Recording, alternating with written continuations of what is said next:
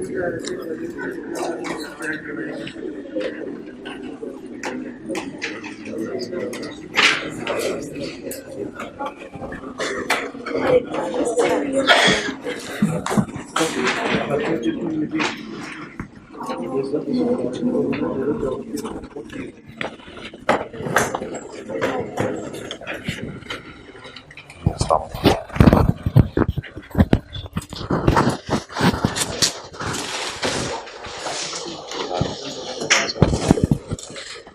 तो हाँ, वो तो कर लेंगे, वो तो रात को कर लेंगे, आपने तो आज नहीं कराना।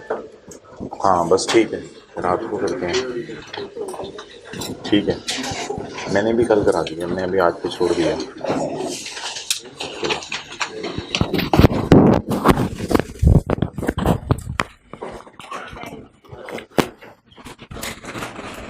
ओके,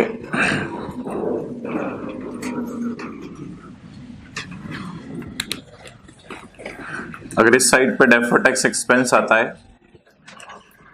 तो it is called as recording of expense. Expense record हो रहा है, कैसे? जर्नल एंट्री बताएं क्या बनेगी?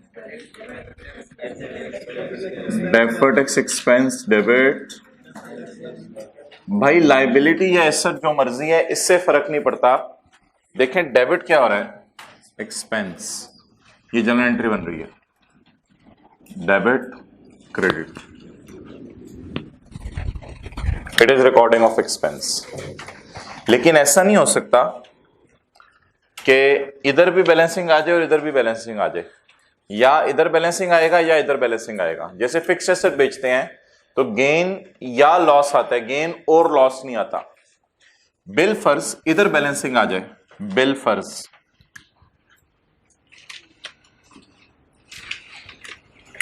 तो it is not called as recording of expense, it is called as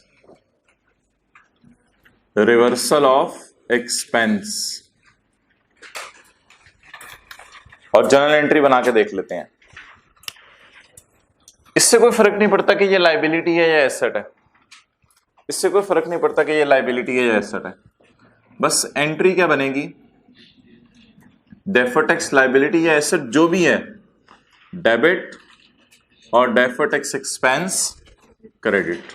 expense credit, अजीब सी बात है, एक्सपेंस क्रेडिट। तो एक्सपेंस अगर डेबिट हो तो बढ़ रहा है, एक्सपेंस अगर क्रेडिट हो तो एक्सपेंस क्या हो रहा है, कम हो रहा है। तो साइड हमें बता देती है कि रिवर्सल ऑफ एक्सपेंस है या रिकॉर्डिंग ऑफ एक्सपेंस है। पिछली क्लास के नोट्स निकाल के रखे ना, वो तो सवाल नहीं खत्म हुआ था।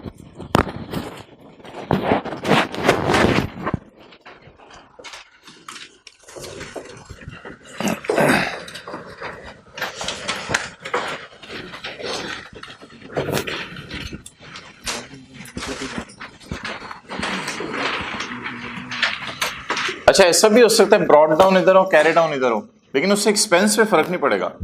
एक्सपेंस की जनरल एंट्री करके देख लेंगे, इज इट अ रिकॉर्डिंग और इज इट अ रिवर्सल।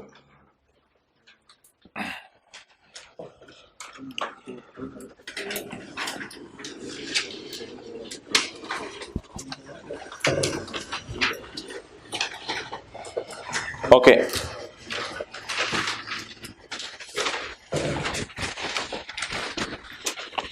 और ये कुछ ऐसा वो नहीं है कि आपने ना किया हो। Bank account may be asset, may be liability. Bank account asset भी होता है, लाइबिलिटी भी होता है।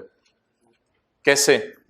मुझे नहीं पता ब्रॉड डाउन कैरी डाउन किधर है। आपको पता है बैंक अकाउंट में इधर एक्सपेंसेस आते हैं और बैंक अकाउंट में इधर डेटर आते हैं, डेटर से पैसे आते हैं, रिसीट आती है, सेल भी आ सकती है।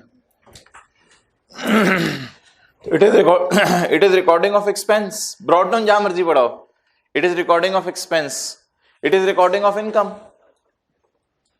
इसलिए मैंने तो बैंक अकाउंट को सामने रख के इसे याद रखा हुआ है ताकि कभी भूले ही ना जिंदगी में। अगर क्रेडिट साइड पे आ रहा है, जब इसकी नेचर बैंक अकाउंट जैसी है, अगर क्रेडिट साइड पे आ रहा है तो it is recording of expense.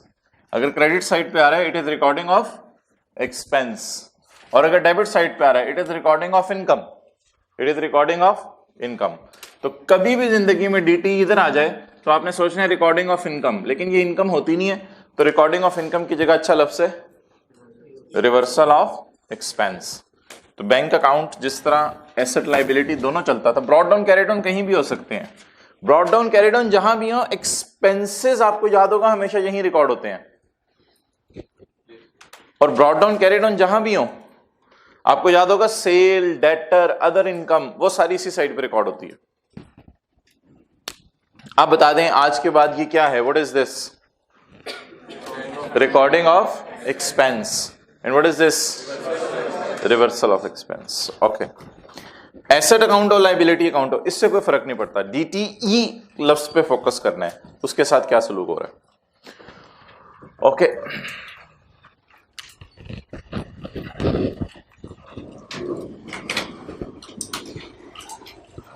जी हमारे जो रूल्स थे उनमें पहला रूल क्या था? If carrying amount of asset is greater than tax base of asset then it will give in taxable temporary difference which will result in deferred tax liability into rate. Rule number 2, if carrying amount of liability is greater than tax base of liability, it will result in deductible temporary difference which when multiplied with rate will give you deferred tax asset. Homework में prepaid insurance आई थी, क्या आया था? Prepaid rent, prepaid rent, वो आपको कल समझाना है, कल उससे पूरी क्लास होगी।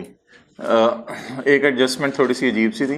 Okay, if carrying amount of asset is less than tax base of asset then it will give us CRE NCI में। तो ये बात लिख लें, एसआरई की हर एडजस्टमेंट अल्टीमेटली सीआरई एनसीआई को हट करती है, ऐसा ही है। एसआरई की हर एडजस्टमेंट, एसआरई अकाउंट के ऊपर लिख सकते हैं, एसआरई की हर adjustment it will give us taxable temporary difference which when multiplied with rate deferred tax liability. अच्छा, आपने इन असूलों की लॉजिक्स यहां से देख के नहीं समझनी। जब सवाल खुलेंगे ना, सवाल कल भी सवाल खुलेगा, आज भी सवाल खुलेगा, तो सवाल खुले तो बीच में कोई पूछ ले, भाई ये जरा ये लेस है तो ये डिडक्टेबल कैसे है, ये जरा लेस है तो टैक्सेबल कैसे, ऐसे ज़बानी कलाम नहीं समझाया जा सकता। सवालों में आपको कई दफ़ा समझाया है, रूल 1 और 2 की लॉजिक तो कई दफ़ा आपको बताई गई है कि ये क्यों टैक्सेबल है, क्यों डिडक्टेबल है, तो इसलिए इनकी लॉजिक्स आती रहेंगी साथ साथ। ओके, एक और चीज़ हमने की थी, ये तो बैलेंस शीट अप्रोच है ना, ये कौन सी अप्रोच है? Balance sheet approach. एक है इनकम स्टेटमेंट अप्रोच या प्रॉफिट एंड लॉस अप्रोच, वो कल की थी, इनकम स्टेटमेंट अप्रोच। अच्छा जी, देखें इधर, ये है अकाउंटिंग प्रॉफिट, ये है टैक्सेबल प्रॉफिट, ये है डिफरेंस, ये है टैक्स।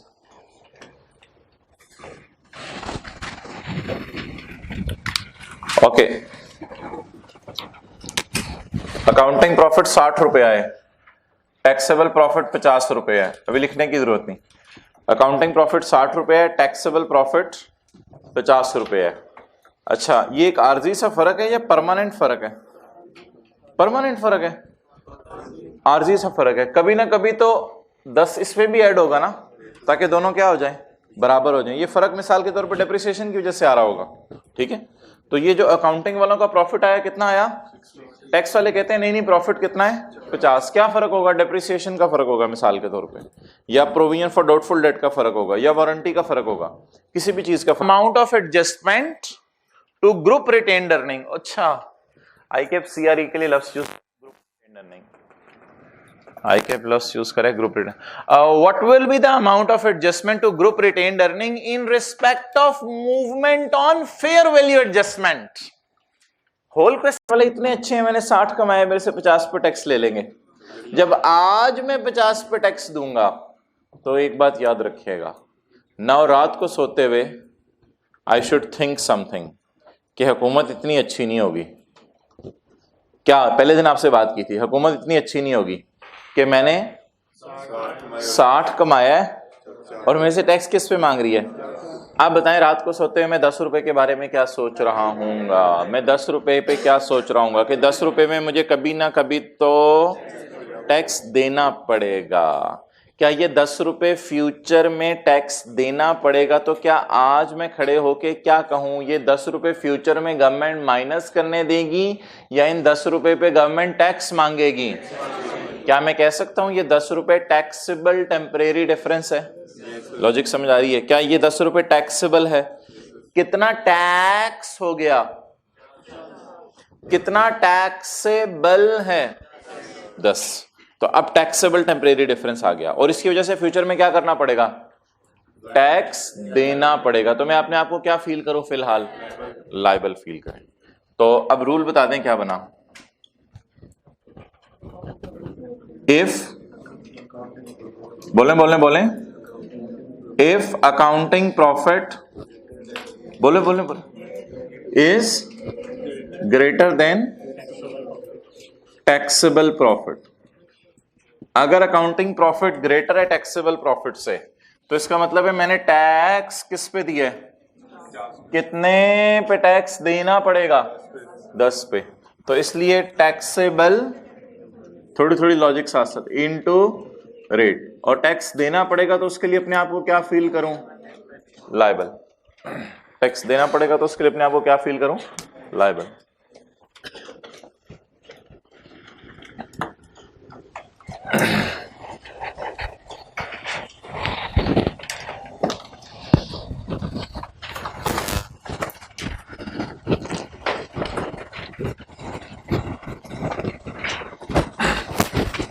समझ आई बात की? बड़ी सिंपल सी बात है।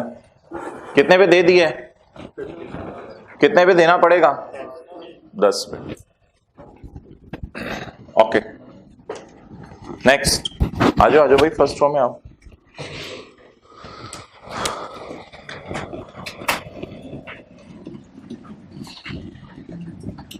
ओके, अब रूल सेम रहेगा डिफरेंट हो जाएगा? अब रूल सेम रहेगा डिफरेंट हो जाएगा? डिफरेंट हो जाएगा। तो आई डोंट थिंक सो कि हमारे पास इतना टाइम है कि अब मैं इस पे भी आपको सोचवाऊं। बस keep it simple. If accounting profit is less then taxable profit, it will result in deductible temporary difference which when multiplied by rate will give us deferred tax asset। ये 6 रूल्स हमारे मुकम्मल हो गए। आखिरी 2 रूल्स को खास नहीं लगते, बहुत कम लगते हैं।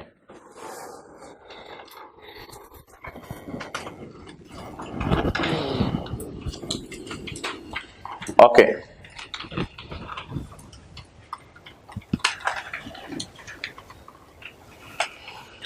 इसकी भी थोड़ी सी वजह देख लें, 1 मिनट। मैंने कमाया कितना, गवर्नमेंट ने टैक्स किस पे लिया। अब मैं गवर्नमेंट को फ्यूचर में कहूंगा भाई प्लीज यार क्या कर रहे हो तुम लोग, आज तो अब चलो इमरान खान जो करना है कर लो, वैसे मैंने कमाया 40 है, लेकिन तुम कह रहे हो 50 पे टैक्स चाहिए तो ले लो, लेकिन फ्यूचर में फिर कुछ करना है यार, मैं बड़ा परेशान हूं। तो फ्यूचर में वो आपको इसके अगेंस्ट क्या देंगे, फिर फायदा देंगे। फ्यूचर में कहीं ना कहीं 10 रुपए आपको माइनस करने देंगे, आपके प्रॉफिट कम होंगे, उससे आपको कम टैक्स देना पड़ेगा। ठीक है, तो आज आप अपने आप को एंटाइटल्ड फील करें। कौन बंदा अपने आप को एंटाइटल्ड फील करता है? जो अपने खर्चे एडवांस में पे कर देता है, वो अपने आप को खुश महसूस करता है। प्री पेमेंट्स होती हैं। आप बताएं क्या मैं टैक्स प्री पे करूंगा या मेरा पेएबल होगा? सोच के बताएं, मैं प्री पे करूंगा या पेएबल होगा? कमाया होगा 40, लेकिन 10 पे एंटाइटल्ड फील करूंगा क्योंकि 10 पे मैंने ज्यादा टैक्स दे दिया। अब फ्यूचर में कभी 10 पे गवर्नमेंट मजबूर होगी मुझे टैक्स छोड़ने पे, जाके डेप्रिसिएशंस की वजह से फर्क आ जाएगा। वो फर्क ऑटोमेटिकली हमें मिल जाएगा, परेशान नहीं होना। क्यों मिलेगा? डेप्रिसिएशन के रेट्स जब सही होंगे तो वो फर्क हमें फ्यूचर में मिल जाएगा। बहरहाल एक रूल याद किया करें, दूसरे रूल को छोड़ दिया करें। ओके अच्छा जी, नाउ आई वुड सजेस्ट कि आपने ना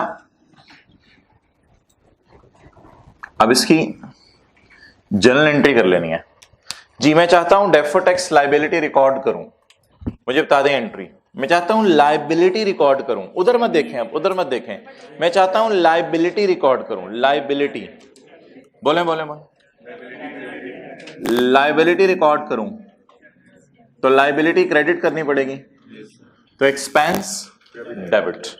क्लियर? ओके। इधर मैं क्या चाहता हूं, क्या रिकॉर्ड करूं, एसेट रिकॉर्ड करूं, एसेट रिकॉर्ड करूं, अपने आप को एंटाइटल्ड फील करूं,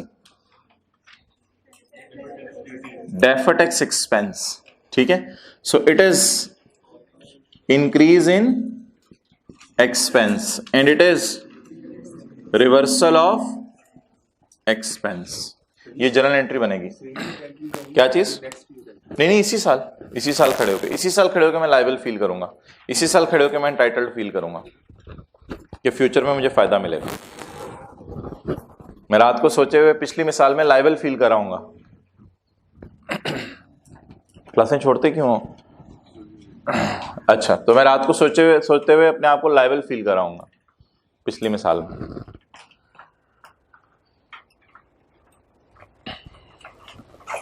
और भाई हफ्ता छुट्टियां कैसे?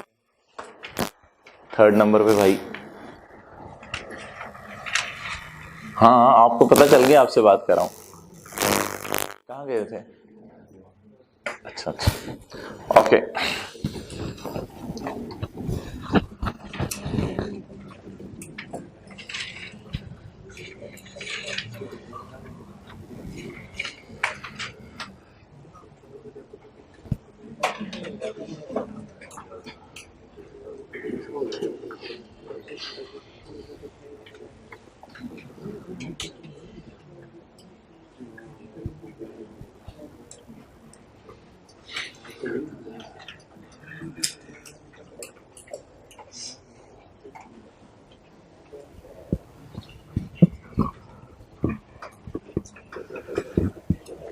ओके, जो हजरात लेट आए हैं 1-2 मिनट अटेंटिव हो जाएं।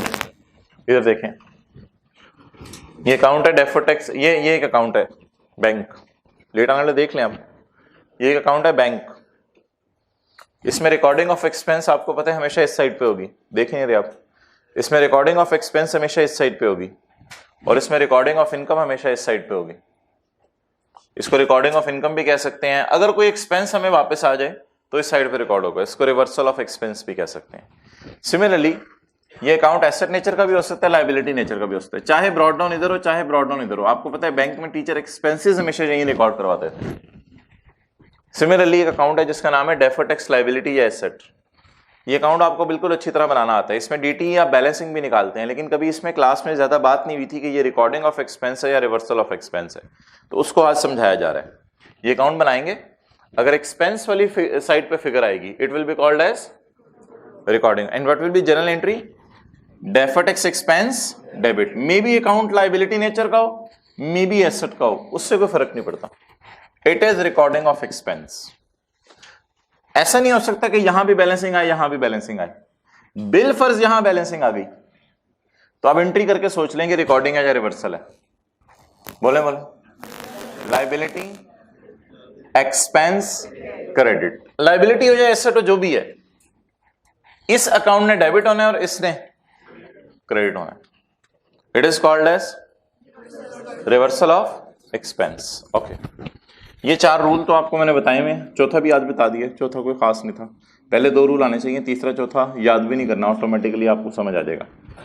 अच्छा, 5वां और छठे रूल की लॉजिक अभी बताई है थोड़ी देर पहले, कि अगर मैंने कमाया है 60 और मैंने टैक्स दिया 50 पे, तो गवर्नमेंट इतनी अच्छी नहीं है कि मुझे 10 रुपए पे टैक्स ना मांगे। कभी ना कभी डेप्शन के रेट में फर्क आएगा, गवर्नमेंट में से 10 पे टैक्स मांगेगी। तो फिलहाल ही मैं अपने आप को क्या फील करने लग जाऊं, लायबल फील करने की entry, expense debit, liability credit. Okay, so it is the rule. इन दोनों की जनरल एंट्रीज आपको आनी चाहिए ताकि आपको पता चले it is a recording of expense और is it a reversal of expense. Okay, अब आप ऐसा करें, कल वाले सवाल में मुझे बता दें अकाउंटिंग वालों का प्रॉफिट कितना था।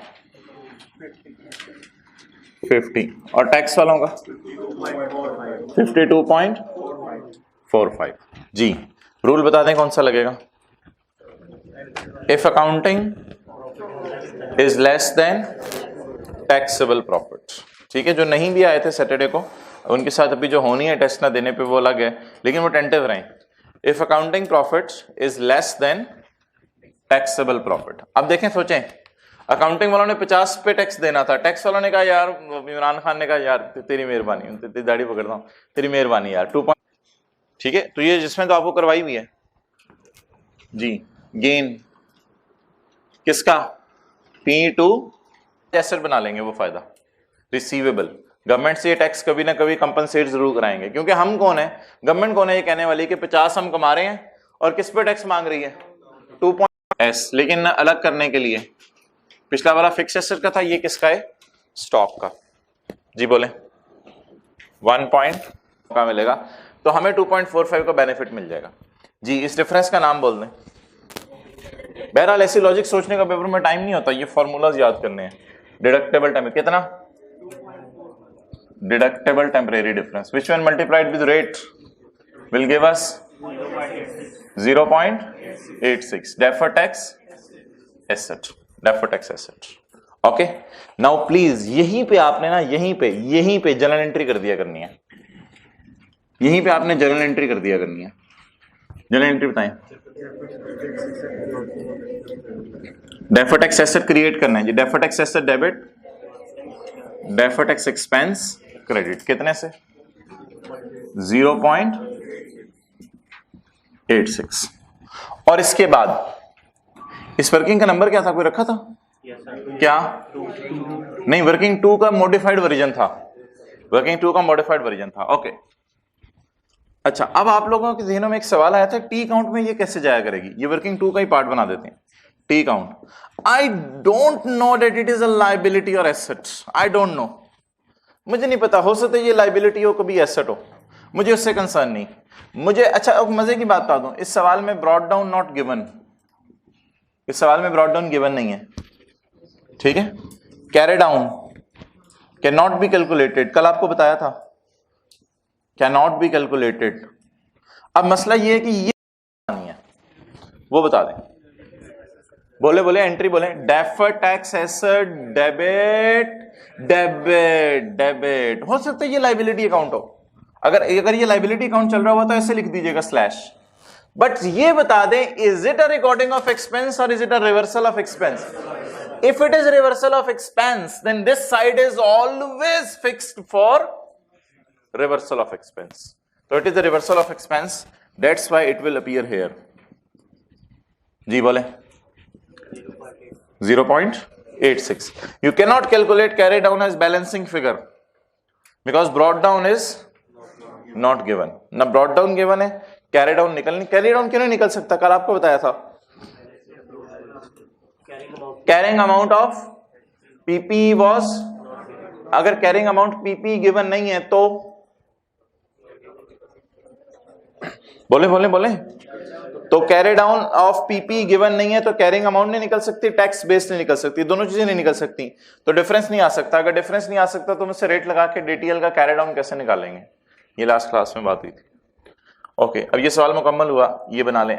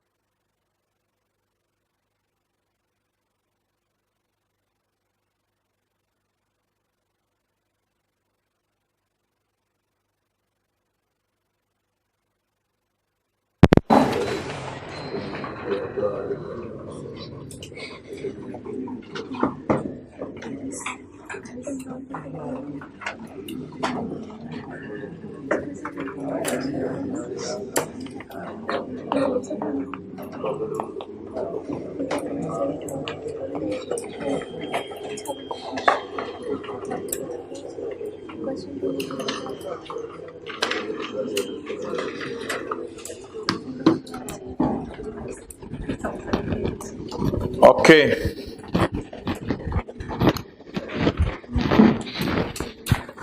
सो फ्रॉम नाउ ऑनवर्ड्स इस चक्कर में नहीं पढ़ना कि एसेट अकाउंट है या लाइबिलिटी अकाउंट है. This side is fix for and this side is fix for reversal expense. अच्छा, ये जो नई अप्रोच हमने सीखी है इसमें आपने अगर एसेट आया तो एंट्री क्या करनी है?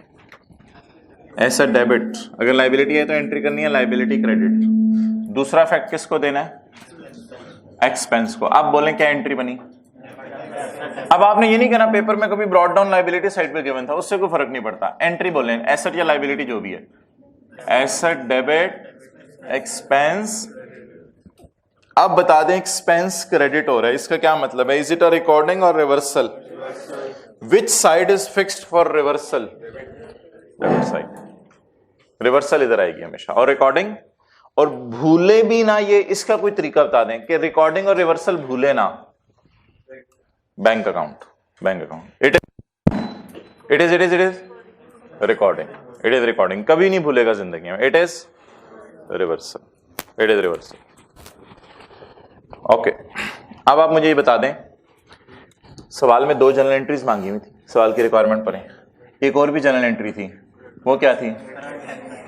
करंट टैक्स और करंट टैक्स पेएबल. कितना? 18.36. ये सवाल की हो गई रिक्वायरमेंट नंबर ए. ये सवाल की हो गई रिक्वायरमेंट नंबर ए. ये सवाल की रिक्वायरमेंट ए हो गई जी. रिक्वायरमेंट बी बता दें क्या थी? क्या बनानी है? रिकॉन्सिलिएशन. नोट. उसमें नोट का पहला हिस्सा भी आएगा 1.1, 1.2. बस सभी नामों पे ना पढ़ें. सीटी डीटी. जी भाई इधर देखें सारे. एक्सपेंस बढ़ने से प्रॉफिट, बोलें जरा. एक्सपेंस बढ़ने से प्रॉफिट कम हो जाएगा जी. एक्सपेंस बोले एक्सपेंस कम होने से प्रॉफिट बढ़ जाएगा. कितने से? 0.8. 17.5 नेगेटिव. पीबीटी. टैक्स रेट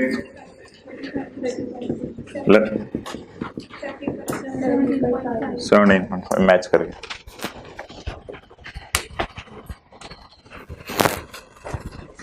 तो दूसरा पार्ट था सवाल के सॉल्यूशन का reconciliation.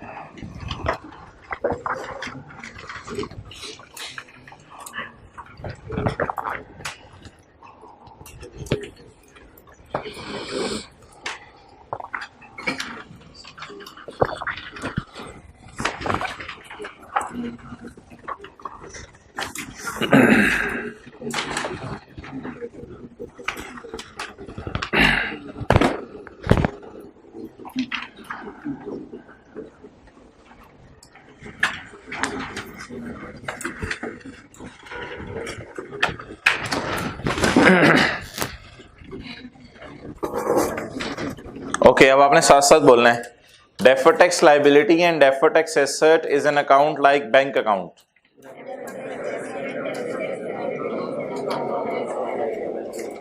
On credit side we will record expense. On debit side we will record reversal of. On debit side we will record reversal of expense. Debit side पे क्या record करेंगे? Reversal of expense. Recording of expense की entry expense debit, liability या asset credit, वो जो मर्जी nature हो, और रिवर्सल की एंट्री लाइबिलिटी या एसेट और एक्सपेंस क्रेडिट। अच्छा, मसला क्या आता है? मसला ये आता है, ये अप्रोच समझ आ जाती है लेकिन पता नहीं चलता इज इट रिकॉर्डिंग और रिवर्सल इसमें। तो इसका बड़ा आसान सा तरीका, लाइबिलिटी रिकॉर्ड करने की एंट्री बताएं,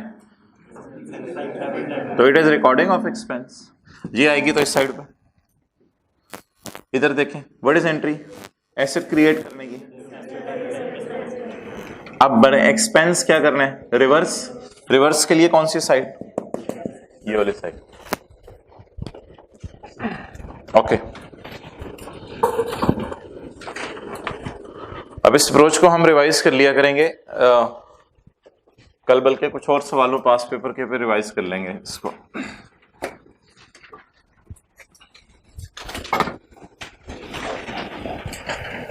आज के सवाल की तरफ आ जाएं।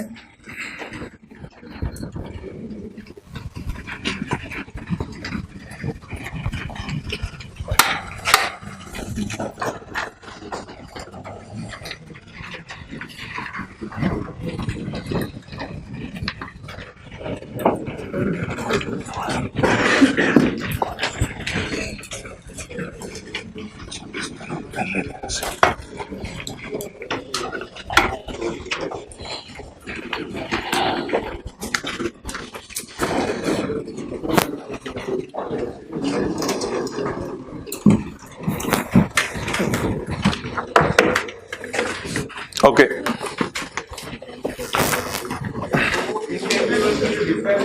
वो पहले साल आया था ना, वो पहले साल परमानेंट चला गया होगा। पहले साल आया था ना जब खरीदा था, 7 में आया था, 9 में नहीं आया था। पढ़ें जी सवाल, याद आया मोहतरम? याद आया ना, 2007 में था वो। Question number 1, triangle limited was incorporated in 2017। Triangle limited was incorporated in 2017। घंटे में triangle limited was incorporated in 2017। The following information, सवाल की तरफ देखो। The following information has been gathered for preparing the disclosures related to taxation for the year ended 31 December 18। हमारे business का कौन सा साल है? दूसरा साल है ना। Triangle was incorporated in 17। Triangle बनी कब थी? और फिलहाल हमें डेटा किस साल का दिया है? 2018 का। Point 1, profit before taxes 125 million. ये कौन सी वर्किंग में जाएगा? करंट टैक्स की।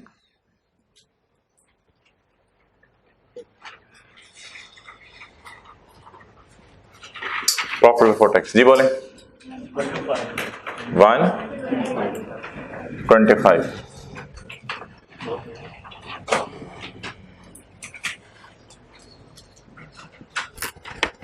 नेक्स्ट, ऑन यकम जनवरी 18, साल के पहले दिन, ऑन यकम जनवरी 18, the accounting WDV of owned assets exceeded the tax base by 50 million. The tax depreciation for the year exceed accounting depreciation by 15 million.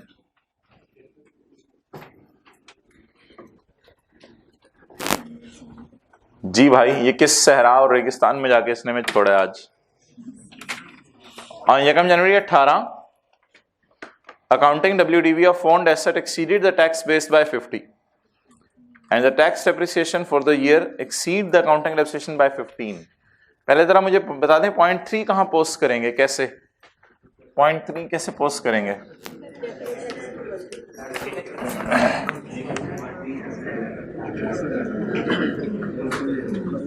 Ji 15 add करने वाले हाथ खड़ा करें,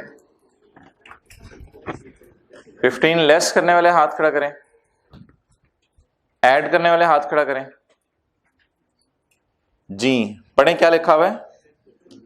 tax depreciation exceed the accounting depreciation by 15। किसी को पता है tax depreciation ज्यादा आ रही है अकाउंटिंग डेप्रिसिएशन से? अगर अकाउंटिंग डेप्रिसिएशन 100 है तो टैक्स डेप्रिसिएशन इधर थर्ड रो में, अगर अकाउंटिंग डेप्रिसिएशन 50 है तो टैक्स डेप्रिसिएशन इधर इधर बाई थर्ड फोर्थ रो में 65। क्लियर? तो आप बता दें टैक्स डिप्रिसिएशन भारी है या अकाउंटिंग डिप्रिसिएशन भारी है? टैक्स डिप्रिसिएशन भारी है। आप बता दें कौन सी जगह आएगी? लेस वाला भारी है या एड वाला भारी है? क्या लिखा हुआ है? Tax depreciation exceed the accounting depreciation by 15। तो इसका मतलब है अकाउंटिंग डिप्रिसिएशन जो भी हो, टैक्स डिप्रिसिएशन उससे कितनी ज्यादा है, तो लेस वाली फिगर आ जाएगी 15। क्लियर? अच्छा, अब एक मसला आएगा कि डेफर्ड टैक्स की वर्किंग में हमें चाहिए होते हैं कैरेट डाउन्स। तो अब हम एसेट अकाउंट कैसे बनाएं, अकाउंटिंग वालों का और टैक्स वालों का?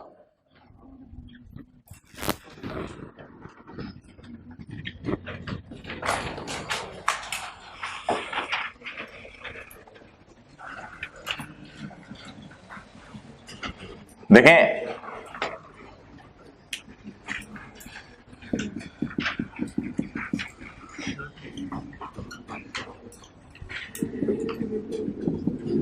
ऐसा तो नहीं करेंगे ना ये अकाउंट खोल के साथ वाले का मुंह देखें, क्योंकि वो भी यही कर रहा होगा।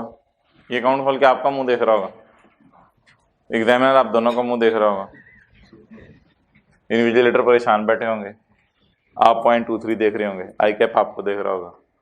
जी बोलें,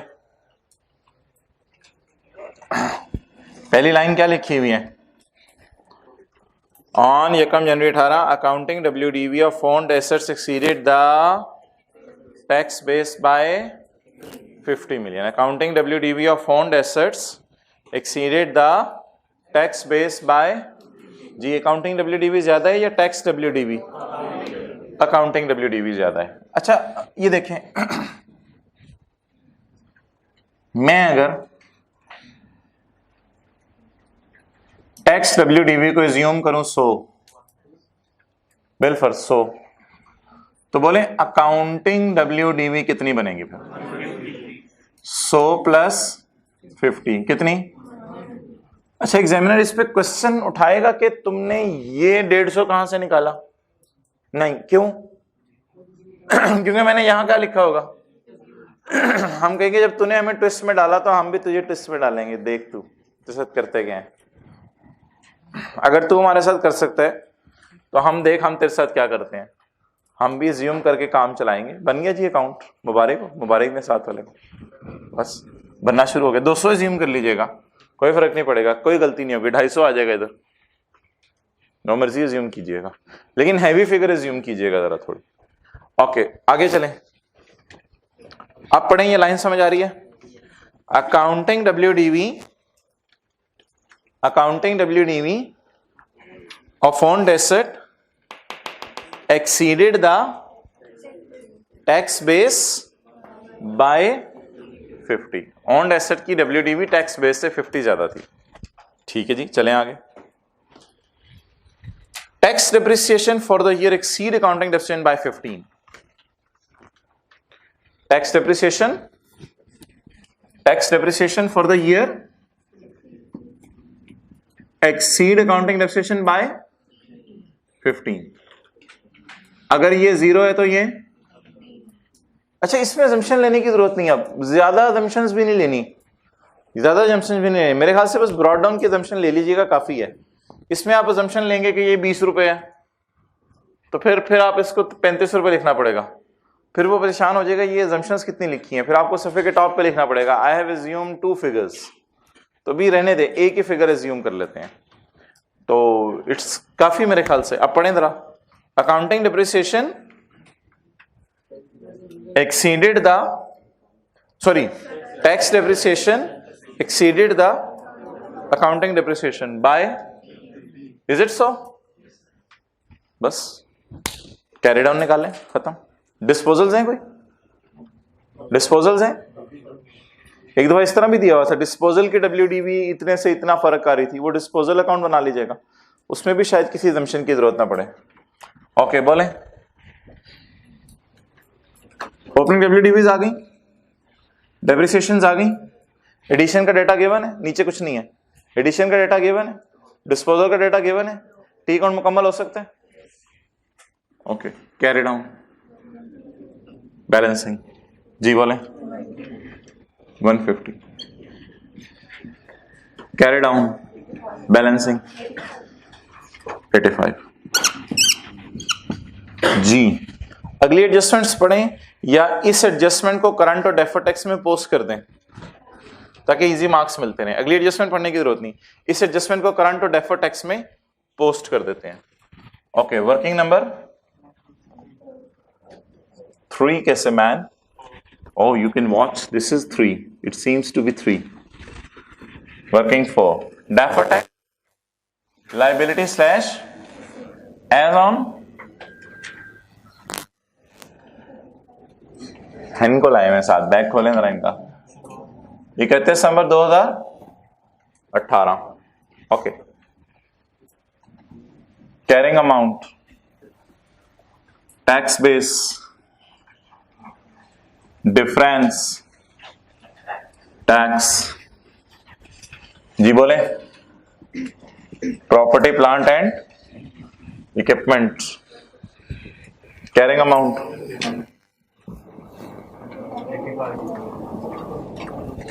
85।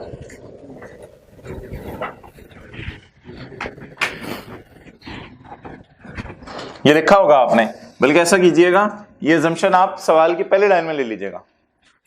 आई एज्यूम, अच्छा एक अब छोटी सी बात, अजम्पशन लेनी कैसे है? देखिए अजम्पशन लेनी कैसे है। अजम्पशन में ना डेप्रिसिएशन आपने देखनी है। ये 15 है ना, 15, तो इसको जरा अच्छी खासी 100, 150, 200 एज्यूम कर लीजिएगा, 300 एज्यूम कर लीजिएगा। अगर ये हुई 140 तो इसको 500 एज्यूम कर लीजिएगा। अगर ये हुई 680 तो इसको 2000 एज्यूम कर लीजिएगा। हायर एंड पे, अजम्पशन हायर एंड पे लेनी है ताकि अगर डेफिशिएंट माइनस करें तो जवाब नेगेटिव ना आए, फिर आप परेशान हो जाएंगे। एसर का कैरिड ऑन नेगेटिव उत्थे किस तरह जाएगा? एथे नेगेटिव आया तो इनका डिफरेंस क्या बनेगा, फिर आप और परेशान होंगे। ठीक है, तो इसलिए अजम्पशन हायर एंड पे लेनी है। हायर एंड पे, जब हायर एंड पे अजम्पशन लेंगे इतनी अजम्पशन लें कि सारी डेफिशिएंट खा के भी कैरी डाउन नॉर्मल आए, नॉर्मल आए। It's over. So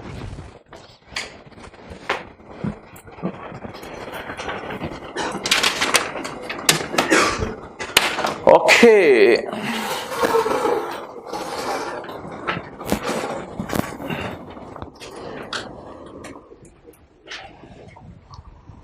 well, I'm giving you 5 minutes to decide what to do of point 4 and 7.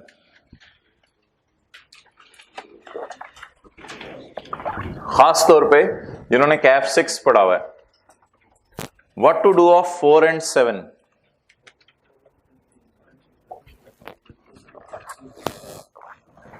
ठीक है, पहले नोट कर लें जो कर रहे हैं।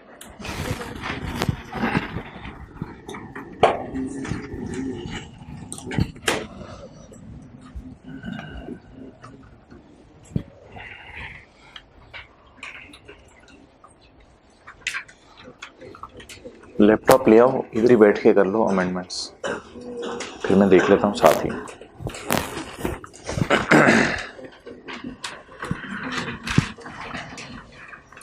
और आज हमने 10-12 मिनट पहले क्लास छोड़ देनी है ताकि टेस्ट वाले जो है ना देने वाले पता चले, होमवर्क ना करने वाले पता चले।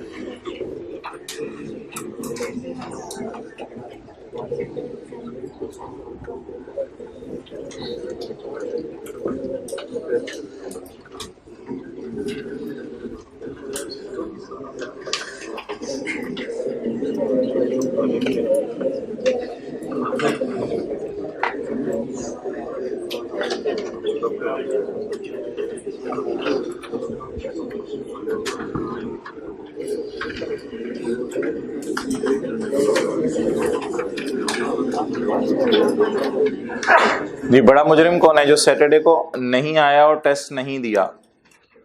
ये तो ऑब्वियस सी बात है, आया नहीं तो टेस्ट कहाँ देने आया होगा। सैटरडे को नहीं आया और टेस्ट नहीं दिया, ये बड़ा मुजरिम है। ये बड़ा मुजरिम वो है कि सैटरडे को आया, क्लास ली और टेस्ट नहीं दिया। पहले वाला बड़ा मुजरिम है, दूसरे वाला? अच्छा,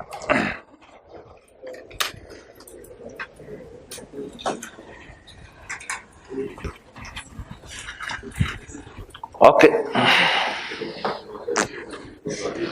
जी भाई, तो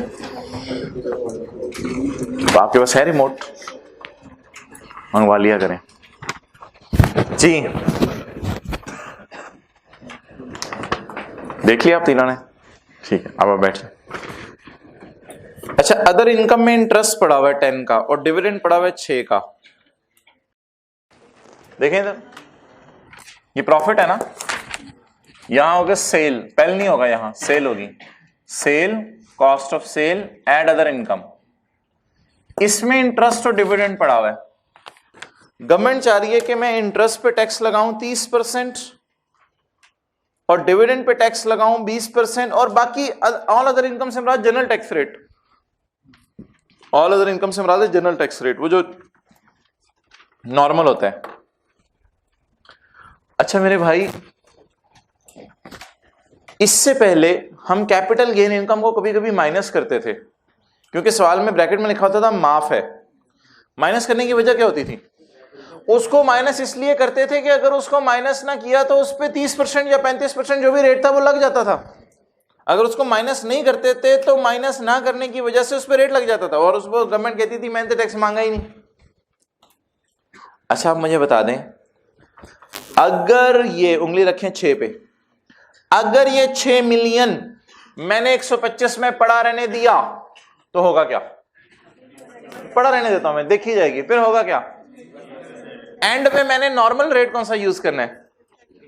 30%। अब मैं इसको being an exempt income minus करूं या being a separate block income? ये सेपरेट रेट है। इसका कौन सा रेट है? सेपरेट रेट है। इसका रेट नॉर्मल नहीं है, सेपरेट रेट है। तो अब बता दें, अगर इसका रेट सेपरेट है तो क्या इसको यहीं पड़ा रहने दें, अदर इनकम में पड़ा हुआ है? इस 125 में, इस 125 में देखने वाली आंख होनी चाहिए। इस 125 में से बार बार, लाल मार्कर की तरह, इस 125 में बार बार आवाज आ रही है। 125 के पास आप जाते हैं ना, करीब ऐसे जाके कान, आवाज आ रही है, 6 बोल रहे हैं, मुझे निकालो यहां से। थोड़ी थोड़ी देर बाद आप जाते हैं, इस 125 में से आवाज आती है, 6 बोल रहा है, मुझे यहां कान करके देखें 125 के, मुझे निकालो यहां से, मुझे ले जाओ, मैंने नहीं रहना इसके साथ, निकालो मुझे यहां से, ले जाओ मुझे इस घर से। क्यों बोल रहे हैं? करें सर 125 के पास कान, अपना रजिस्टर जरा ऊपर करें कान के पास। 125 में, ओ भाई सुनने वाले कान होने चाहिए, नहीं बोल रहा, कौन वाला है ये? अजीब बंदा है, हद हो गई। ये तो और ही लोग हैं जिनको सुनाई दे रहा है। ओके, तो 125 का प्रॉफिट है, उस प्रॉफिट में से जो 6 है वो कह रहे हैं कि भाई खुदा के लिए मुझे ले जाओ, ये जो सारे हैं इन पे लगना है 30% की छुरी फिरनी है, और मेरे पे 30% की छुरी नहीं फिरनी, मेरे लिए एक छोटा छुरा रखा हुआ है गवर्नमेंट ने, वो कितने % टैक्स है? 20% है। तो खुदा के लिए मुझे निकालो। नहीं ये कहेगा मुझे क्यों निकाला, निकालो इसे, इससे निकालने, ऐसी अजीब सी बात है ना क्या? अच्छा जी, मुझे निकालो। इंटरेस्ट क्यों निकालना है ये भी बता दें, इंटरेस्ट क्यों निकालना है, क्यों, वाई? नो नीड, मेरा नहीं ख्याल, ऐसे उसने परेशान करने के लिए दी। उसके तो 30% लग रहे हैं। 6 जब जा रहा था तो 10 बोला मीनू भी ले जा, 10 का मुझे भी ले जाओ। भाई तूने क्यों जाना है, तू तो इन्हीं के साथ रहे, तेरे पे क्या लगना है रेट? वो 10 चुप करके बैठ गया। अच्छा चल ठीक है, तू जा, अल्लाह खैर करे। वैसे मीनू भी ले ही जाता। अच्छा जी, लेस बोले डिविडेंड इनकम एग्जेम्प्ट या टू बी टैक्स्ड सेपरेटली? अब भी रिकॉन्सिलिएशन मैच नहीं करेगी। रिकॉन्सिलिएशन में आप पता है लगाएंगे 4 और 30, गड़बड़ हो जानी है। आज भी रिकॉन्सिलिएशन मैच नहीं करेगी, वेट करें, देखते हैं, शायद मैच ना करे। मेरे ख्याल से रिकॉन्सिलिएशन मैच नहीं करेगी, कोई मसला आ जाएगा।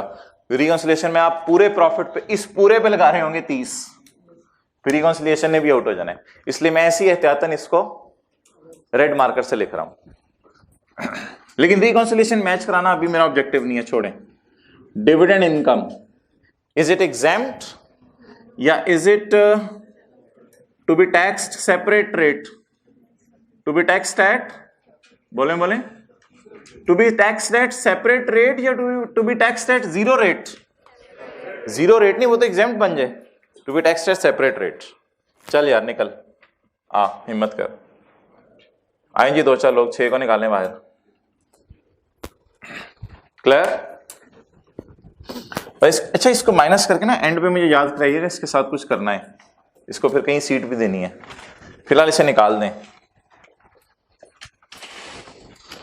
तुम इधर बैठो, निकाल दिया इसे, ठीक है 6, इधर बैठो।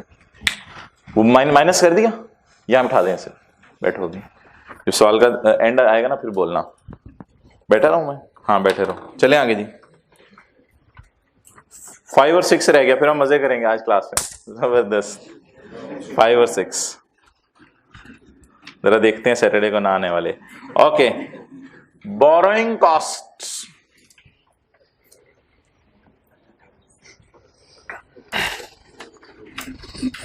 ओके जी।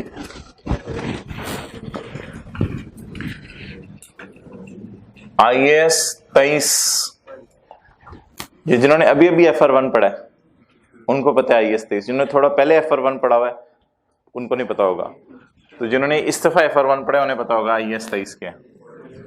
अच्छा IAS 23 बोरोइंग कॉस्ट, कितने लोगों ने पढ़ा हुआ ये स्टैंडर्ड? ओके, कितने लोगों ने ये स्टैंडर्ड नहीं पढ़ा हुआ हाथ खड़ा कर दें। IAS 23 FR1 पहले का पास है, अच्छा ठीक है कोई मसला नहीं।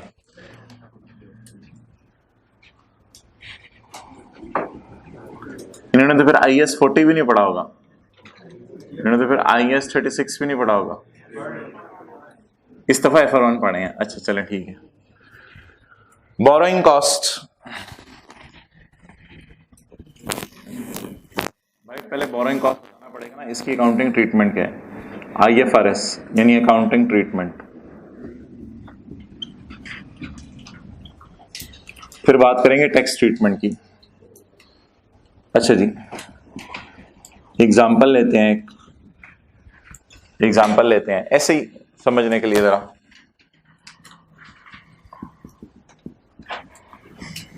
आप एक बिल्डिंग कंस्ट्रक्ट कर रहे हैं, बिल्डिंग पर मटेरियल, लेबर और ओवरहेड का खर्चा आया। आपने इंटरेस्ट पे किया on bank loan. Bank loan क्यों लिया था? फॉर बिल्डिंग, सिर्फ बिल्डिंग के लिए, सिर्फ बिल्डिंग के लिए बैंक लोन लिया था, उस पर इंटरेस्ट पे किया। मटेरियल लेबर ओवरहेड का खर्चा आया 200 मिलियन, बैंक लोन का इंटरेस्ट था 13 मिलियन रुपीज इन मिलियन। अब सवाल यह है कि जो अकाउंटिंग वाले हैं वो इसके बारे में क्या एंट्री कहेंगे? Solution IFRS। और टैक्स रूल्स क्या कहेंगे? अकाउंटिंग वाले कहते हैं अगर हमें साबित कर दो कि लोन इसी एसेट के लिए लिया है तो इस लोन के इंटरेस्ट को कैपिटलाइज कर दो। अकाउंटिंग वाले एंट्री करेंगे, अगर बिल्डिंग नामुकम्मल है तो CWIP, capital work in progress. अगर बिल्डिंग मुकम्मल है तो बिल्डिंग डेबिट। अगर बिल्डिंग नामुकम्मल है तो CWIP या बिल्डिंग जो भी है, चले मुकम्मल है, बिल्डिंग डेबिट, कैश क्रेडिट 213। ये अकाउंटिंग वाले एंट्री करेंगे। टैक्स वाले कहेंगे नहीं,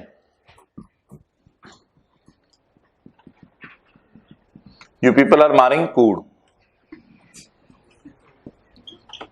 झूठ बोल रहे हो। Building debit, cash credit and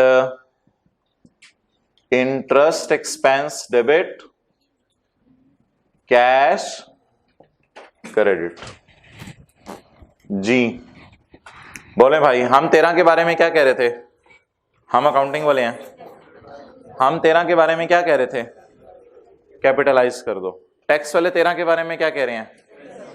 expense out कर दो। अच्छा, ये टेम्परेरी डिफरेंस है या परमानेंट डिफरेंस है?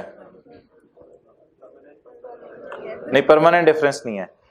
हम इंटरेस्ट को, टैक्स वाले इंटरेस्ट को फिलहाल 13 को एक्सपेंस में फौरन डाल देंगे। अकाउंटिंग वाले कहेंगे इस 213 को 50 साल में डेप्रिशिएट करो, उसमें 13 भी 50 साल में डेप्रिशिएट हो जाएगा। ये टेम्परेरी डिफरेंस है, 40-50 साल में रिमूव हो जाएगा। नहीं, कोई मसला नहीं। डिफरेंस 200 साल में भी रिमूव हो, उसका नाम टेम्परेरी होता है। टैक्स वाले कहें एसेट को डेप्रिशिएट करो 100%, अकाउंटिंग वाले कहें एसेट को डेप्रिशिएट करो 1%। It is a temporary difference. Temporary difference है, 100 साल के एंड पे इट विल रिमूव, ये खत्म हो जाएगा, उससे कोई फर्क नहीं पड़ता। जितने मर्जी साल लगे रिमूव होने में, रिमूव होना चाहिए। एग्जेम्प्ट इनकम वो होती है कभी टैक्स नहीं मांगेंगे, कभी अगले 500 साल भी आपसे टैक्स नहीं मांगेंगे। तो ये बड़ा आर्जी सा फर्क है। अकाउंटिंग वाले किस नाम से एक्सपेंस रिकॉर्ड कर रहे होंगे? डेप्रिसिएशन के नाम से। 213 को जब डेप्रिशिएट करेंगे उसमें 13 तो ऑटोमेटिकली डेप्रिशिएट हो जाएगा। अकाउंटिंग वाले 13 को किस नाम से एक्सपेंसेस में फेंकेंगे? डेप्रिसिएशन के नाम से। और टैक्स वाले 13 को किस नाम से प्रॉफिट एंड लॉस में फौरन फेंक देंगे? इंटरेस्ट के नाम से। तो ये एक आर्जी सा इख्तलाफ आएगा, आर्जी सा इख्तलाफ आएगा। अब इस वर्किंग की बुनियाद के ऊपर, भाई आप आगे आओ ना, फर्स्ट रो में आओ। इस वर्किंग की बुनियाद पर अब आप मुझे यहीं खड़े खड़े खड़े खड़े, ये सारा मैंने डाटा एज्यूम किया है, इस सवाल से इसका कोई ताल्लुक नहीं है। ये आप डाटा लिखेंगे और डब्बे में डाल देंगे। अच्छा, एक मिनट, यहीं खड़े खड़े आप मुझे करंट टैक्स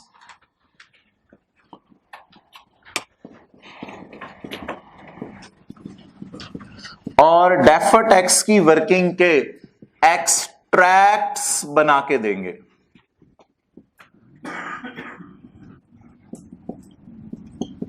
बोलें जी, करंट टैक्स और डेफर्ड टैक्स की वर्किंग के एक्सट्रैक्ट्स बना के दें। Be confident. अभी ना मुकम्मल है, साल के एंड पे मुकम्मल हुई, अभी डेप्रिशिएट नहीं हुई, डेप्रिशिएशन छोड़ें, अभी सिर्फ इंटरेस्ट का बताएं क्या करना है। बोले इंटरेस्ट को ऐड करूं लेस करूं? प्रॉफिट तक पहुंचते हुए अकाउंटिंग वालों ने क्या किया है?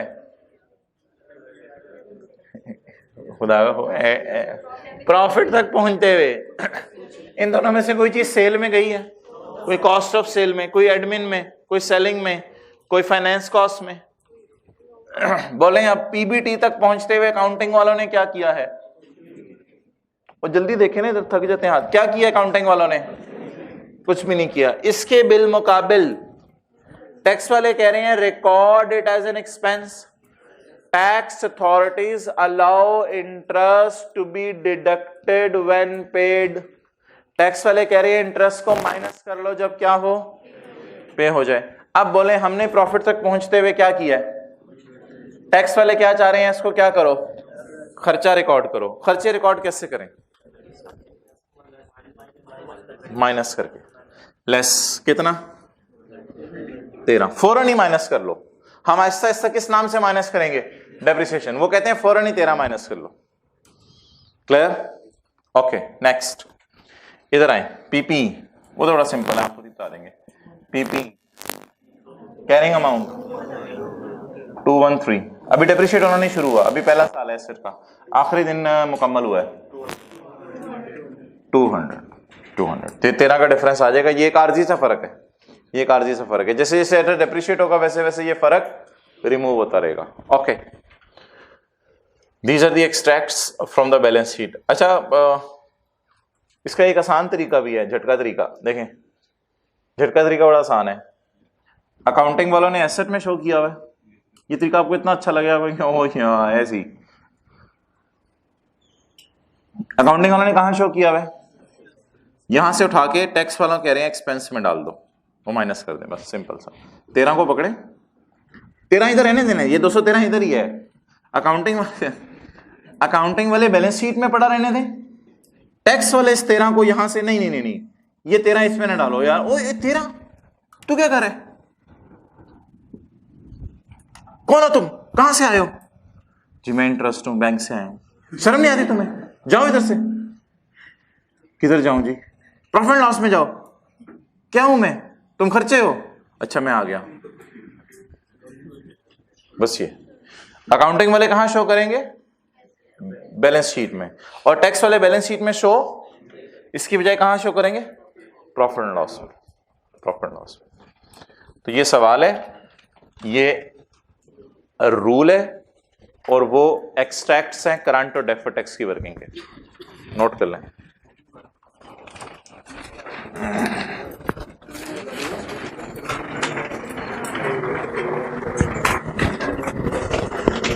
नोट कर लें सर्कल एरिया। पहले क्वेश्चन नोट करवाइएगा इधर, फिर जब मैं कहूंगा उधर।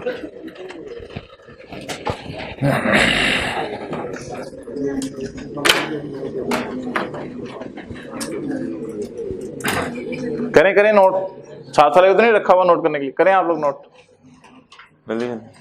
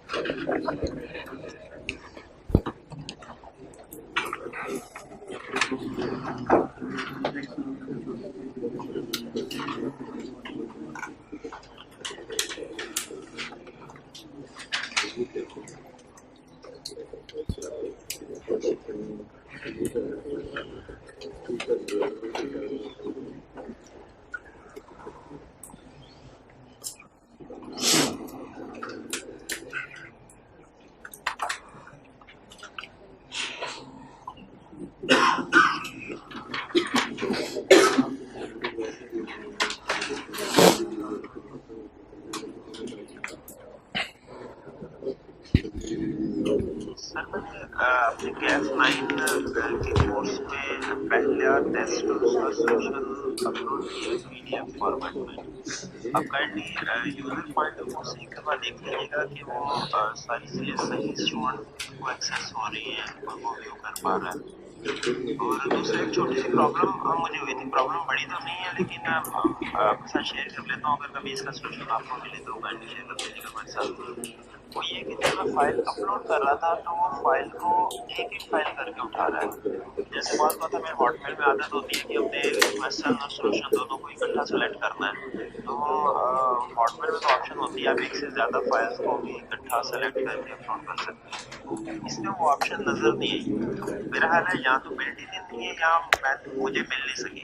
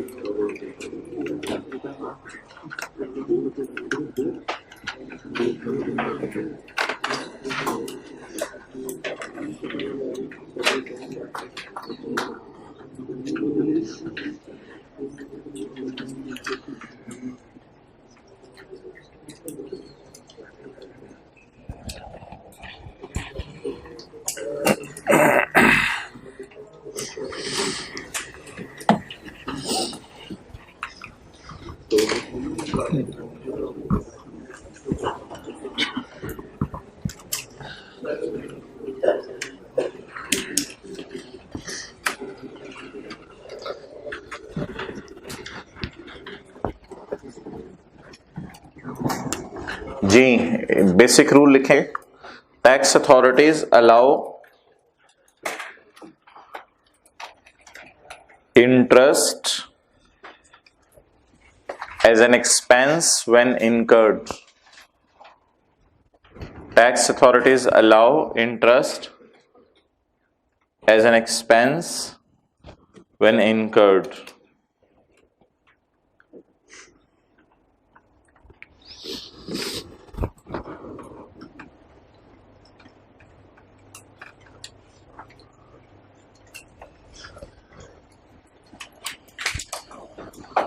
जी 13 अकाउंटिंग वालों ने कहा शो किया हुआ है? बोले बोले बैलेंस शीट में। अच्छा, अब इस बात के बाद ना आपको कभी भूलना नहीं चाहिए कि टैक्स वाले 200 को यहां पड़ा रहने देंगे और 13 को कहां शो करेंगे? प्रॉफिट एंड लॉस में। लेकिन टैक्स वालों को प्रॉफिट एंड लॉस तो बनता नहीं, वो हम कहां शो कर देते हैं? करंट टैक्स की वर्किंग। तो ये कहते हैं बैलेंस शीट में पड़ा रहे, ये कहते हैं 13 कहाँ चला जाए, प्रॉफिट एंड लॉस में। ये टैक्स वालों का प्रॉफिट एंड लॉस है, टैक्स वालों की रिक्वेस्ट पे। अब आज के बाद बोरो, अच्छा इसको कहते हैं, इस इंटरेस्ट का मुश्किल सा नाम है बोरोइंग कॉस्ट। बोरोइंग कॉस्ट क्या मतलब? बोरो करने की कॉस्ट। लोन बोरो करने की क्या कॉस्ट होती है? इंटरेस्ट।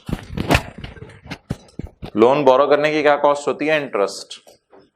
इसको अकाउंटिंग वाले कहां शो करते हैं? कैपिटलाइज करते हैं। और टैक्स वाले क्या कहते हैं? एक्सपेंस में डाल दो। ओके,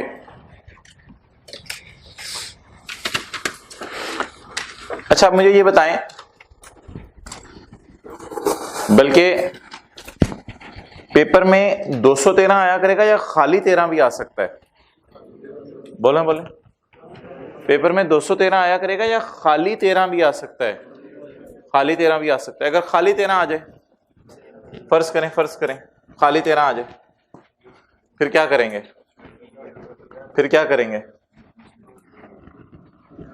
फिर 200 जहन में सोच लेंगे, 213 ऐसे ही जहन में सोचने से हमें कोई नहीं रोक सकता, ठीक है? अल्लाह पूछेगा बे। अच्छा जहन में सोच लेंगे 213 और इधर जहन में सोच लेंगे 200, तो 0। तो अब 13 यहां शो नहीं करना, 13 यहां की बजाय इधर शो करें। It depends upon the question कि मटेरियल लेबर का खर्चा भी दे रहा है या नहीं दे रहा। कभी आमतौर पे सवाल मटेरियल लेबर का खर्चा नहीं देता, सिर्फ क्या दिया करेगा? बोरोइंग कॉस्ट, सिर्फ इंटरेस्ट दिया करेगा। ये एडजस्टमेंट 2 दफा पास पेपर में आई है। अगले सफे का टॉप निकालें, ये होमवर्क का सवाल है। 0.5 CWIP एज ऑन 31/12/8 इंक्लूड 2.3। ये 200 है या 202.3 में से 2.3 है? 202.3 में से सिर्फ 2.3 दे रहा है, पूरा नहीं दे रहा। ऐसे 200 अपनी तरफ से बोल रहा हूं। CWIP इंक्लूड इंटरेस्ट, इधर मुझे क्या कहना चाहिए था? CWIP देखें, ये CWIP है। CWIP इंक्लूड 13, इस तरह की फिक्रा बोल रहा है। CWIP include 2.3 which have been capitalized in accordance with however the entire interest are allowed under income tax ordinance। Income tax ordinance कहता है अलाउ कर लो सारा इंटरेस्ट। अलाउ का क्या मतलब है? Record as expense. अलाउ का क्या मतलब है? एडमिसिबल का क्या मतलब है? Record as expense. एडमिसिबल का मतलब है रिकॉर्ड एज एक्सपेंस। टैक्स वाले कह रहे हैं इसको पूरा ही एक्सपेंस में डालो।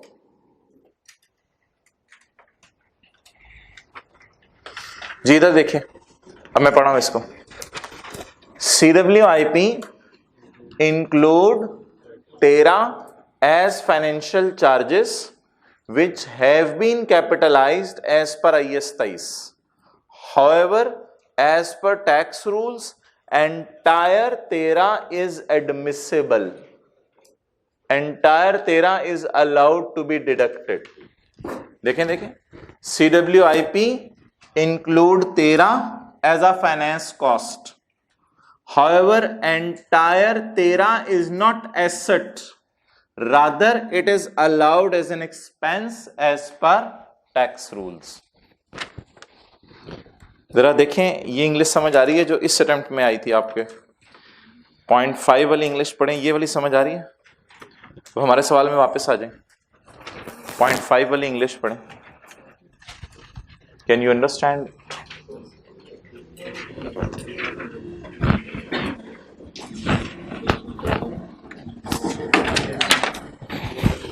जी समझ आ रही है English? Borrowing cost of 2, borrowing cost का मतलब लिखे इंटरेस्ट। वैसे इसमें ना लोन प्रोसेसिंग चार्जेस वगैरह भी आ जाते हैं, बैंक फीस, कमीशन भी आ जाता है। Borrowing cost interest of 2 million was capitalized 13 was capitalised. कहानी सुना रहे हमें, 2 वॉज कैपिटलाइज्ड। ये अकाउंटिंग वालों ने क्या किया है? Capitalised. 2 was capitalised. Okay wait 2 was capitalised. 2 was 202 नहीं लिख सकता मैं, 2 लिख रहा हूं खाली। 2 was capitalised on an under construction building. It's still CWIP, under construction, अभी डेप्रिशिएट नहीं होना शुरू। Borrowing cost is allowed for tax purposes in the year in which it is. जिस साल इनकर हो उस साल इसको क्या कर लो? एक्सपेंस में डाल लो। आप बताएं भाई, 2 को इधर भी लिख रहे हैं तो कैपिटलाइज कर दूं, बल्कि क्या करूं? Less interest expense.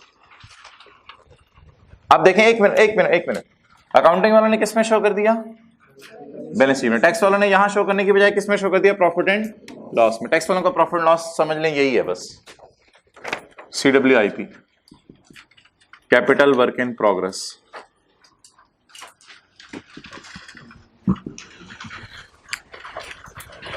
इंग्लिश पढ़ लें एक दो दफा दोबारा। अकाउंटिंग वाले कहां शो करेंगे? टैक्स वाले बैलेंस शीट की बजाय प्रॉफिट एंड लॉस में।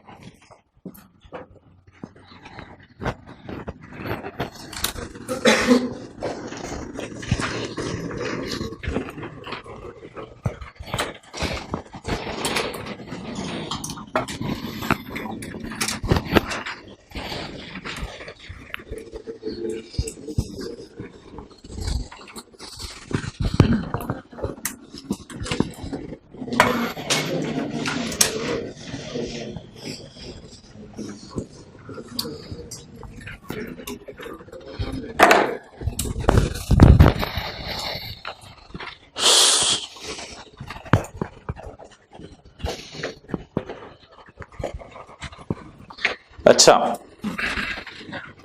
अब एक बड़ी इंटरेस्टिंग चीज है, वो है बिल्डिंग नहीं बनाना और इसमें इंटरेस्ट का भी कोई ताल्लुक नहीं है, वो है फॉर्मूला बनाना।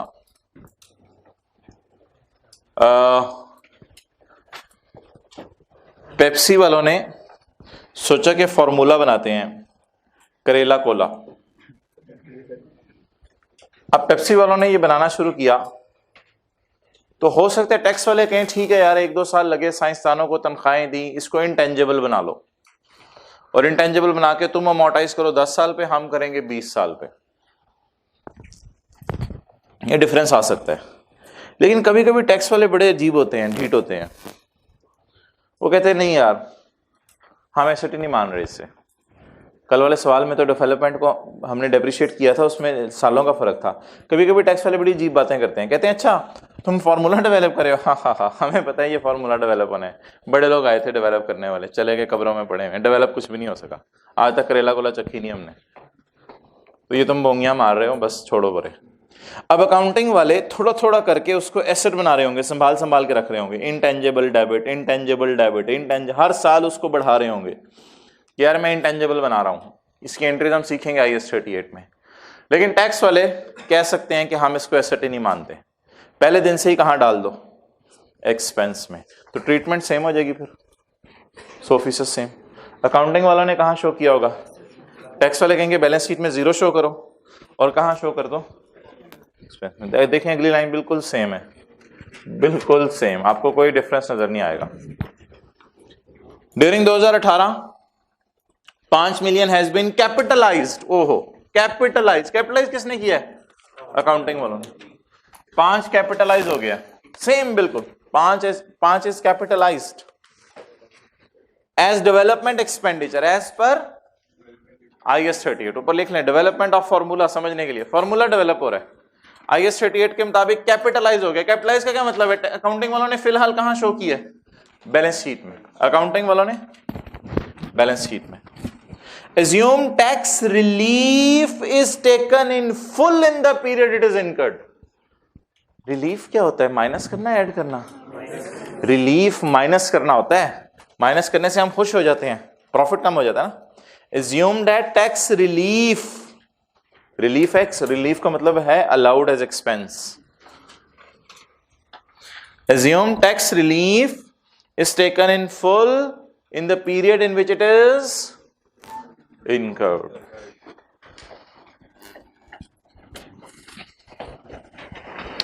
जिस साल ये इनकर हुआ उस साल taken in full taken in full as an expense. जी कितना एक्सपेंस में डाल दें?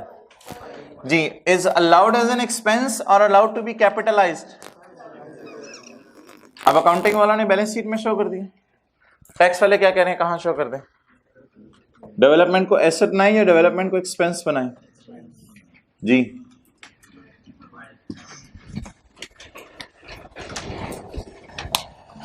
इसके दो तरीके समझने के बताए हैं मैंने आपको। पहला तरीका देखें, अकाउंटिंग वालों ने बैलेंस शीट में शो कर दिया, टैक्स वाले बैलेंस शीट की बजाय प्रॉफिट एंड लॉस में शो करेंगे। ये आसान तरीका। इसके समझने का मुश्किल तरीका, अकाउंटिंग वालों ने बैलेंस शीट में शो किया तो प्रॉफिट तक माइनस नहीं किया, टैक्स वाले कह रहे हैं माइनस कर लो। ये भी आसान तरीका है। तो ये दो तरीके हैं इंटेंजिबल के नाम से। इंटेंजिबल वर्क इन प्रोग्रेस, ये भी मुकम्मल नहीं हुआ अभी। And it's so over. ये सवाल था हमारा। अब प्रोसीजरल काम कर लेते हैं 20-25 मिनट में, जो हर सवाल में करने होते हैं। ऐड आज कुछ नहीं हुआ।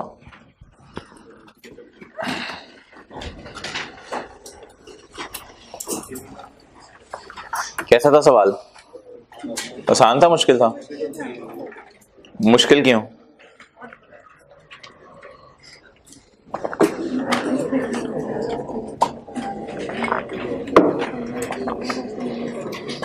भाई नई एडजस्टमेंट थी ना, इसलिए आप लोगों को लगा, वरना बातें आसान है। कल वाले सवाल में दोबारा आएंगी तो आपको कल वाला सवाल आसान लगेगा, लेकिन ये बातें दोबारा डालनी नहीं अगले सवालों में, क्योंकि कल और तरह का सवाल करेंगे। तो इसलिए पहली दफा जो चीज आती है उसे अंडरस्टैंड किया करें।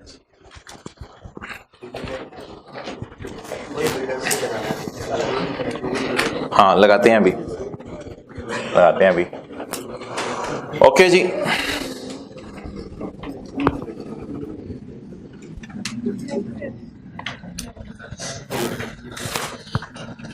बताएं जी। Taxable profit 97, tax at the rate of 30%, 29.1. What is this? This is tax on all incomes except dividend. Dividend income to be taxed separate rate. ये लिख के आए हैं हम। तो अब टाइम आ गया है। वो कुर्सी किधर गई?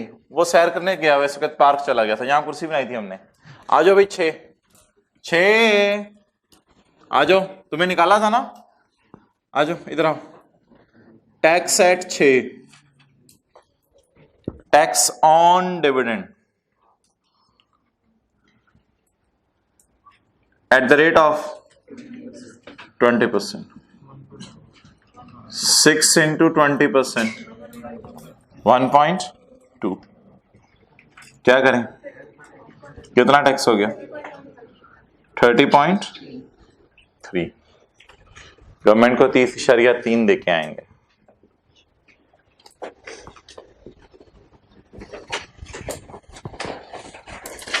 अच्छा ऐसा मैंने क्यों नहीं किया? देखें इधर, 6 into 0%, क्योंकि एग्जाम नहीं है। 6 into 0% नहीं, 6 into 20%। और अगर इसको माइनस ना करते तो इस पे भी कितने परसेंट लग जाता? 30%। तो जिस तरह टैक्स में करते थे ना आप, tax normal tax regime, add tax on dividend, add tax, वो टैक्स अलग से कैलकुलेट कर लें।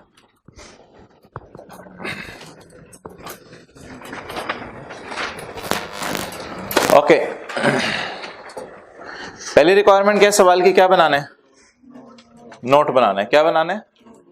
नोट बनाना है। और दूसरी requirement, computation of deferred tax liability asset in respect of each temporary difference as at 31 December 18 in respect of each temporary difference at 31 December 18 calculate deferred tax asset har ओहो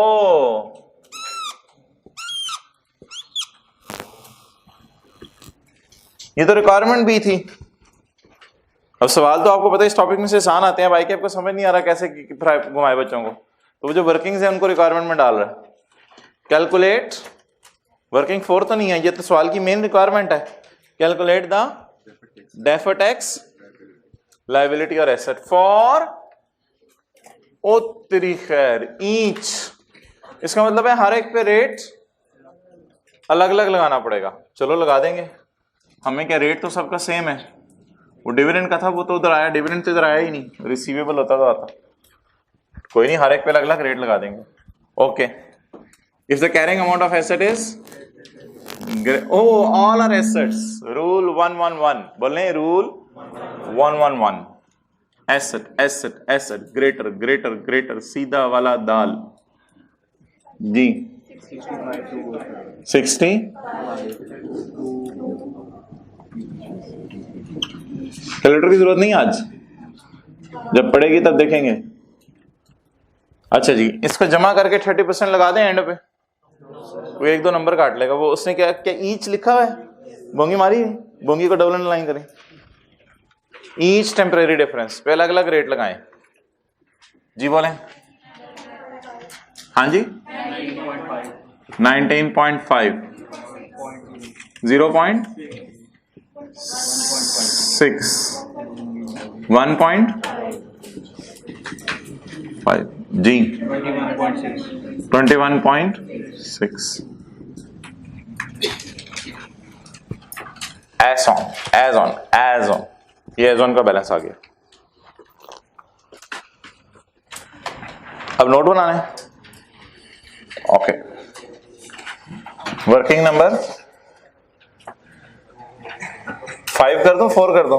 4 मिटा दी ना आपने, 4 कर देते हैं इसे, 4 मिटा दिया आपने।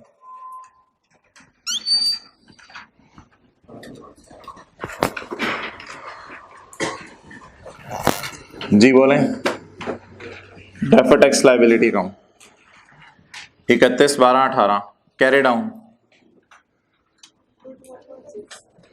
21.6।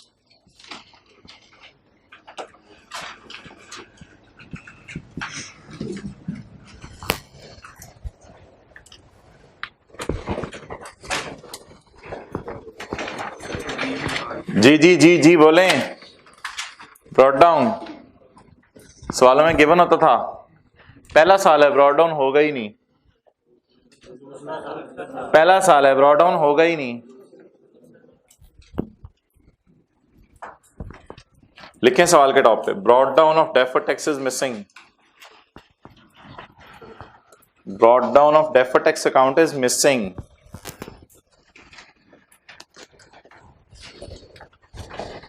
I am Mr. I will calculate it. Brought down of deferred tax is missing.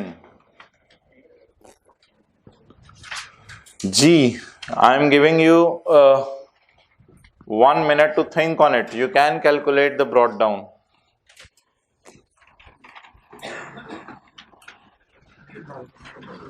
अच्छा चलें ऐसा करते हैं, चलें छोड़ें छोड़ें छोड़ें छोड़ें, इधर देखें।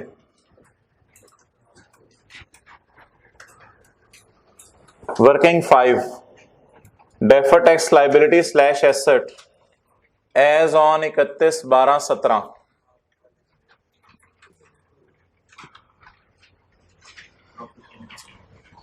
नहीं, प्रॉफिट से निकालने की जरूरत नहीं है, वो वाला काम नहीं करना, वो वाला काम मजबूरी में करना है, इधर डायरेक्ट निकलेगा जी। करें करें करें, कोशिश करें, ब्रॉड डाउन निकल आएगा, जल्दी करें, ब्रॉड डाउन निकल आएगा।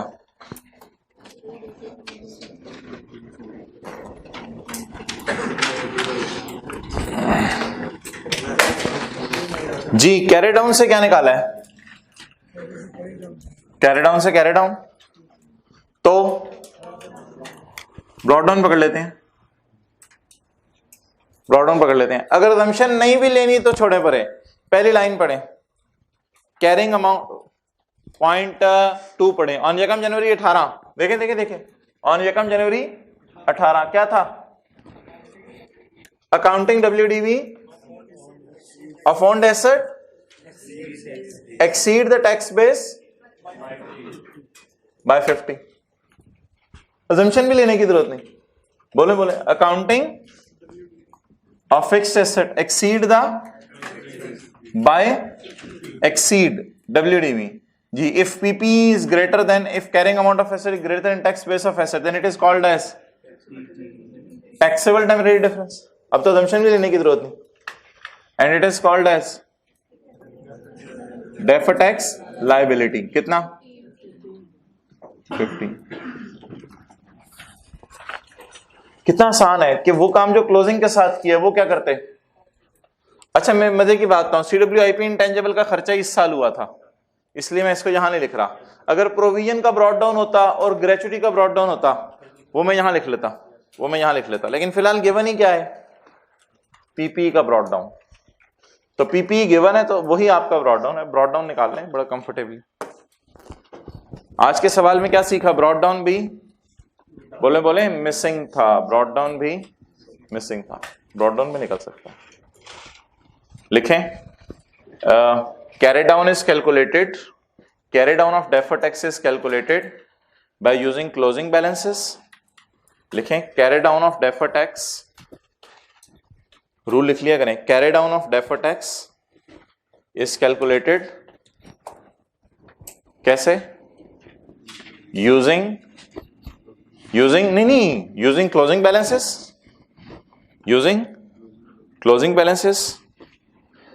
then it means brought down. हाँ जी, brought down के आगे क्या लिखेंगे, can be calculated using, brought down can be calculated using opening balances. Carry down can be calculated using closing balances, while brought down can be calculated using opening balances. Brought down को opening balances use करते हुए आप calculate कर सकते हैं.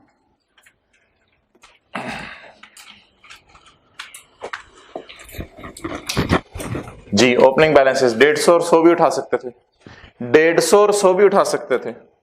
लिखना चाहते हैं आप बेशक लिख सकते थे 150 और 100, और रेफरेंस दे देते वर्किंग नंबर 2 और 3. वहां से मैंने 150 100 उठाया.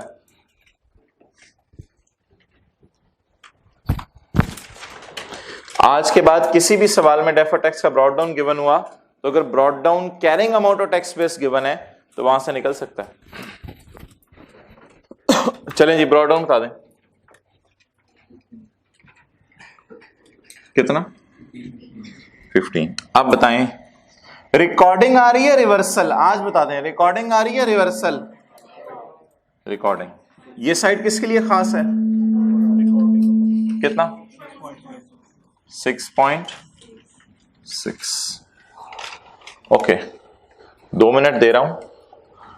ये जो 2 फिगर सर्कल लगा रहा हूं इनको सामने रख के नोट बना दें.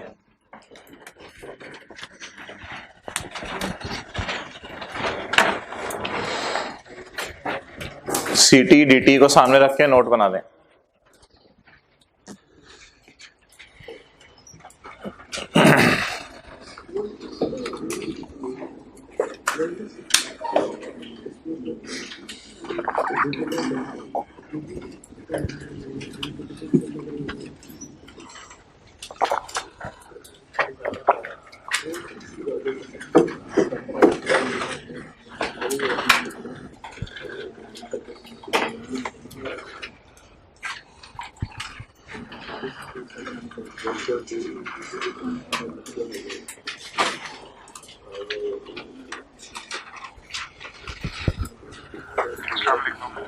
सर आसिफ आपका टेस्ट परफेक्टली डिस्प्ले हो रहा है, बिल्कुल करेक्ट परफेक्टली डिस्प्ले.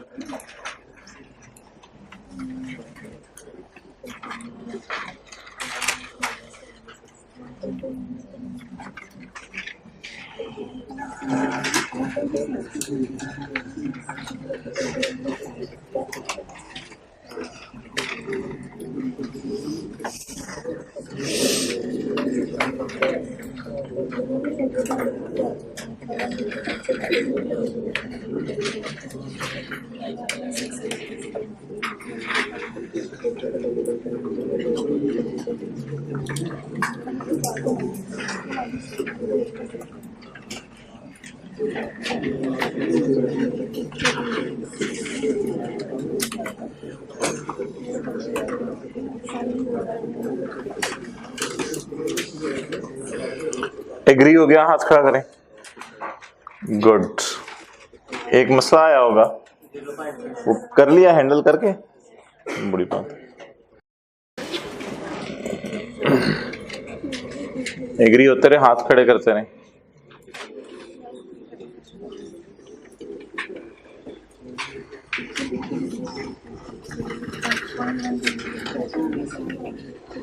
सोचे सोचे सोचे सोचे सोचे।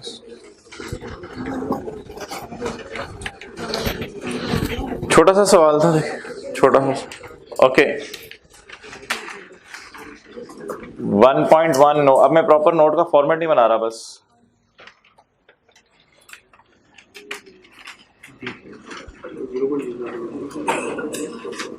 जी बोले भाई।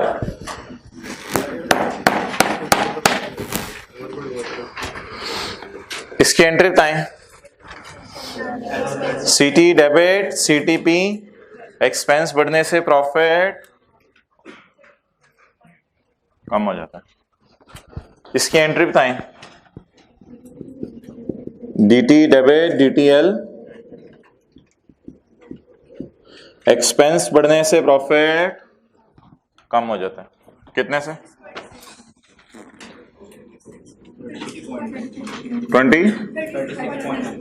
36.9।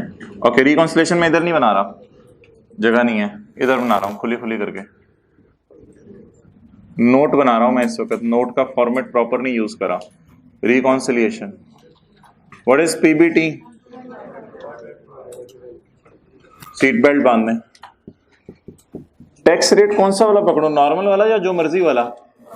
नॉर्मल वाला 30.5।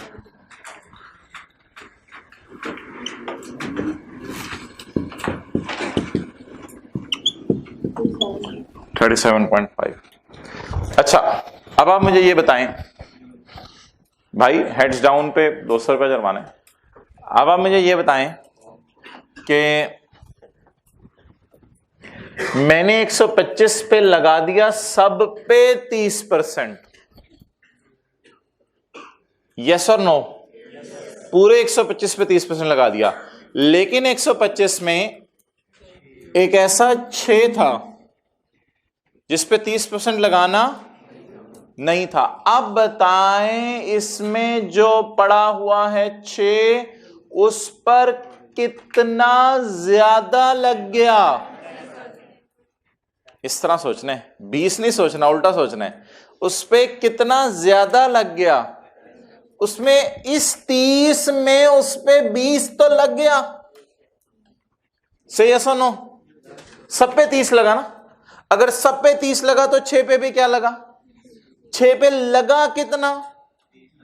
लगा कितना? लगना कितना चाहिए था? कितना ज्यादा लगा?